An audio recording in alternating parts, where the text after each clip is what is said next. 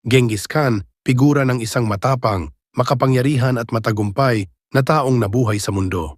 Siya ay isang maalamat na pinuno ng Mongol na pinagisa ang mga tribo ng Mongol at nagtatag ng pinakamalaking imperyo sa kasaysayan. Ang kanyang imperyo ay umabot mula sa silangang Asya hanggang sa silangang Europa, at ang kanyang pamumuno ay nagkaroon ng malaking epekto sa kasaysayan ng mundo. Subalit, may mga tanong na namumuo sa aking isipan.